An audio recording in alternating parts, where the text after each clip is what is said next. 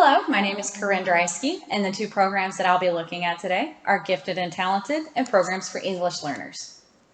So ideally, I'd like to be a middle school principal, so all the information that I provide are going to benefit those at the middle school level who are going to be interacting most with these students. And the way that I've provided this information is a brief overview of exactly what the program is and who benefits, how they qualify, and also how I plan to monitor these programs. I also include a few misconceptions or mistakes that you'll see within these programs and how I plan to address them. The first program I want to look at is Gifted and Talented. Gifted and Talented is for the students that are high achieving or high performing. It doesn't necessarily mean academically. It could fall under all kinds of different content areas, but they also show unusual capacities for leadership. So these students process information in a little bit of a different way and a quicker way, and they can actually do more practical applications, so they need additional support. Anybody can be referred by anybody at all within the district, and once they are completing that referral process, then they run through a battery of tests and inventories to make sure that they are actually going to benefit from the services provided. So the services are quite large because they encompass a whole lot of different areas, but it's a lot of differentiated instruction. If they're not within general education classes, then they're within those smaller pull-out groups or within the advanced placement, dual credit, all of that. We also offer the social emotional learning support and parent and family support because these students are often placed in classes where they're not necessarily with their peers, so they need a little more emotional support as they work through the program. So the resources that are available are AVID strategies. We do use those in all of our content areas, and we even offer specific AVID classes, but this is looking at the way that they manage their time, classroom management, note-taking strategies, all kinds of things like that. They also have KCAL, which is Keller Center for Advanced Learning, that is available to all the students within the district, and it offers all kinds of dual credit certifications, a lot of other advanced options that you don't find on a normal campus. We also look at equity and access when it comes to those students that we consider twice or three times exceptional, and those could be those students that have autism or that have other kinds of learning disabilities but still qualify for gifted and talented services. All of these resources are provided by really all of our educators in any kind of capacity. We also have program instructors and program coordinators that actually manage the gifted and talented services. They complete all of the testing and the inventories. We even work with colleges and universities for a number of the different programs. So some common problems is a lack of confidence with the teachers. They're worried that they're not going to give enough information or provide it in the right way.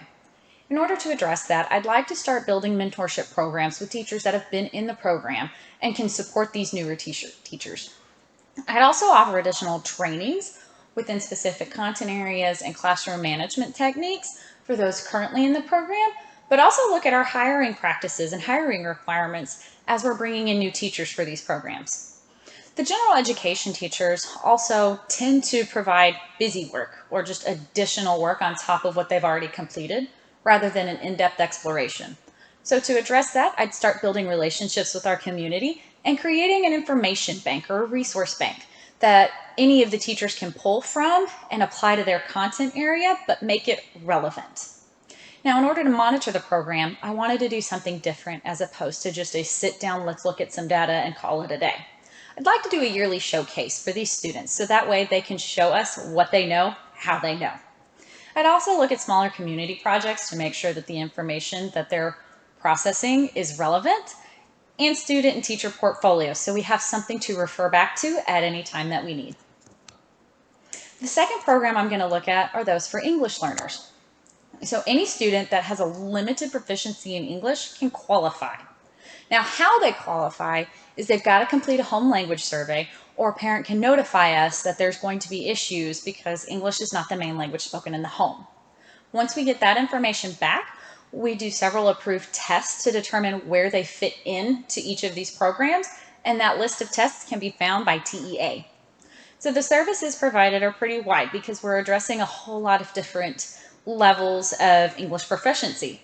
So we look at literacy development, we look at the different kinds of methods for teaching for the teachers. We look at the different accommodations and all kinds of academic skills.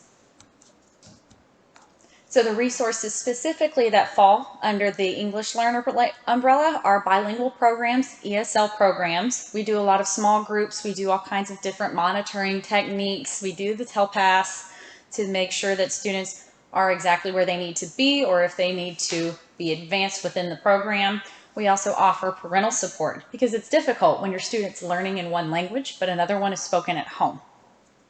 Again, all these services are provided by almost every educator, but we also have ESL specialists. We have those bilingual specialists that are in self-contained classrooms, and we also will often offer speech therapies for those that still need help with that portion in order to have that language acquisition piece.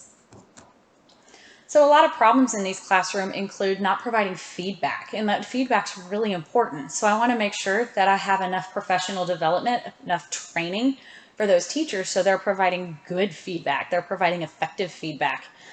And I'd also like to have a standardized form, or at least a teacher create their own standardized form so they know what feedback they're looking for and what they're going to give to that student, and the student knows what to expect. I'd also like to observe some of these classrooms to make sure that the students are receiving the services that they need, and how I can best support teachers to make sure that they can do that.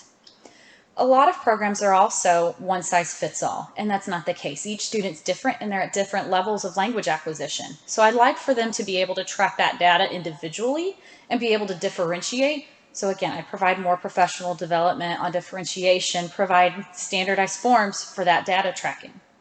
Now, to monitor the program, I continue using the TELPAS, but I'd also do monthly reviews of each student and require teachers have weekly data collection.